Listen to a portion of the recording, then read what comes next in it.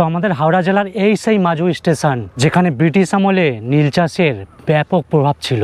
May I help you এ দেখি কেউ নেই এই মুহূর্তে। বাপরে, মানে এদের হেল্প করতে হবে। তবে এখানের এই চেয়ারটা দেখে খুবই মায়া লাগলো মনে আমার। মাঝখানের অংশটা উড়ে চলে গেছে। তো এই মাজু স্টেশনটা কিন্তু বেশ পরিষ্কার পরিচ্ছন্ন।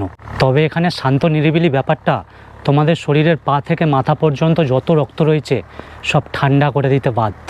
তো শরীরের শক্তি বৃদ্ধি করতে খাই আমি কাজু, আর ভিডিওতে ভিউ বৃদ্ধি করতে স্টেশনে স্টেশনে ঘুরছি। আজকে তোমাদের ওয়ান্ডার বিনু মাজু জিও কি দিলাম। চলো, তো দেখো আজকে আমি চলে এসেছি আমাদের ভারতের পশ্চিমবঙ্গ রাজ্যের হাওড়া জেলার হাওড়া আমতা লাইনেরই মাজু স্টেশনে। আর এই মাজু স্টেশন কিন্তু হাওড়া স্টেশন থেকে মোটামুটি 40 কিলোমিটার দূরে। আর আমাদের হাওড়া জেলার মাজু এলাকাতেই আমতা মুন্সিরহাট রোডের পাশেই এই মাজু স্টেশন অবস্থিত। আমাদের ডানকুনি থেকে মোটামুটি 30 কিলোমিটার বাইক চালিয়ে পৌঁছে গেলাম মাজু স্টেশনে। এই হচ্ছে মাজু স্টেশন, দেখতেই পাচ্ছ কতটা সুন্দর। আর এই স্টেশনটা কিন্তু বেশ পরিষ্কার পরিচ্ছন্ন। আর আমি বেসিক্যালি স্টেশনের ভিডিও করি, এর আগেও দক্ষিণবাড়ি, ঝালুয়ারবের অনেক স্টেশনের ভিডিও করেছি।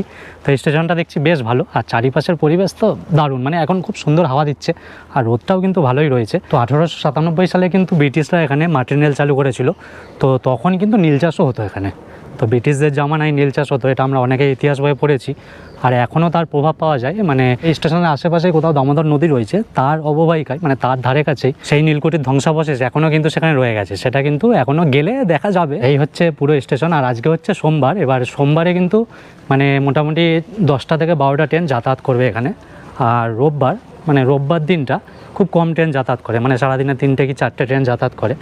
তো এই স্টেশনটা দেখতে পাচ্ছি বেশ কিন্তু ভালোই রয়েছে অন্য স্টেশনের তুলনায়। আর সামনেই রয়েছে টিকিট কাউন্টার, খুবই সুন্দর লাগছে। আর আশেপাশের পরিবেশটা সত্যিই খুবই সুন্দর, দেখো দারুণ লাগছে। আমাদের এই হাওড়া জেলা থেকে মাজু এলাকা থেকে যারা যারা ভিডিওটা দেখছো তাড়াতাড়ি কিন্তু লাইক করে দাও, কমেন্ট করে দাও আর শেয়ার করে দাও। আর কারা কারা এই ভিডিওটা দেখছো অবশ্যই কিন্তু জানিও। তবে স্টেশনের পরিস্থিতি ভালো বলছিলাম, ভালো তো অবশ্যই রয়েছে। তবে এখানের এই চেয়ারটা দেখে খুবই মায়া লাগলো মনে আমার। হ্যাঁ ঠিক আছে, চলো এদিকে চেয়ারটা, ঠিক আছে। এরই বাঘ, ও না এই নেকড়ে বাঘের মতো লাগছিলো ওটা। তো এই চেয়ারটা ভালো রয়েছে। এদিকে এক্ষুনি ট্রেন আছে, ওই জন্য প্যাসেঞ্জার সব আসছে। চলো এগিয়ে যাই। আর একটু সামনেই রয়েছে টিকিট কাউন্টার। টিকিট কাউন্টারটাও বেশ পরিষ্কার পরিচ্ছন্ন। টিকিট কাউন্টারের সামনেই যে সেটটা রয়েছে সেটের এই মাঝখানের অংশটা উড়ে চলে গেছে। মানে পাবলিক যদি দাঁড়ায় তাহলে এই জায়গাটায় দাঁড়াবে আর এই জায়গাটায় দাঁড়াবে। হ্যাঁ যাই হোক, may I help you, may I help you এ দেখি কেউ নেই এই মুহূর্তে। বাপরে, মানে এদের হেল্প করতে হবে, আমাদের কি হেল্প করবে। ঠিক আছে চলো। আর ওই টিকিট কাউন্টারটা কিন্তু বেশ পরিষ্কার রয়েছে দেখছি, যেটা আমি বলছিলাম। চলো আরও একদম স্টেশনের শেষে চলে যাই, ওইখানে দেখি কি রয়েছে, কেমন পরিস্থিতি। সোমবার বলে স্টেশনটা দেখেছে গা ছমছমের ব্যাপারটা লাগছে না, কিন্তু রোববার আসলে কিন্তু গা ছমছমের ব্যাপারটা লাগবে। আর আমি বেসিক্যালি স্টেশনগুলোই রোববারেই যাই, রোববারে একটু ফাঁকা থাকে তো আর গা ছমছমের ব্যাপার থাকে। এবার একটা কথা আমি বলে দিই সবাইকে, গা ছমছমে বলি আমি ভিডিওতে, শান্ত নিরিবিলি বলি। ভিডিও মানে জায়গাতে ভূত আছে এরকম আমি কখনো বলি না। তো এখানেও ভূত নেই, কোথাতেও ভূত নেই। আমি কখনোই বলি না যে স্টেশনটা পুরো ফাঁকা, এখানে ভূত আছে, এরকম বলি না। আমি বলি গা ছমছমে। অবশ্য আমি একা আসি, রোববার আসি, একটু শান্ত নিরিবিলি ব্যাপার থাকে, ওই জন্য গা ছমছম করে। তো ওই জন্য আমি বলি যে গা ছমছমের ব্যাপার। এবার সবাই বলে কে বলেছে এখানে ভূত আছে? আরে বাবা, আমি কখন বলেছি ভূত আছে? ভূত কোথাও নেই।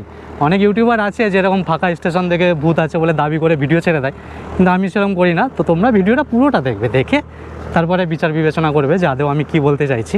তো একদম স্টেশনের শেষে চলে এসেছি। তো আমার তো বেশ ভালোই লাগলো, স্টেশনটা একদম পরিষ্কার পরিচ্ছন্ন রয়েছে, তো দারুণ লাগলো। তো এই হচ্ছে পুরো স্টেশনের পরিস্থিতি। তো চলো এই ভিডিওটা এখানেই শেষ করছি। দেখা হচ্ছে তোমাদের সাথে অন্য কোনো ভিডিওতে, অন্য কোনো জায়গায়।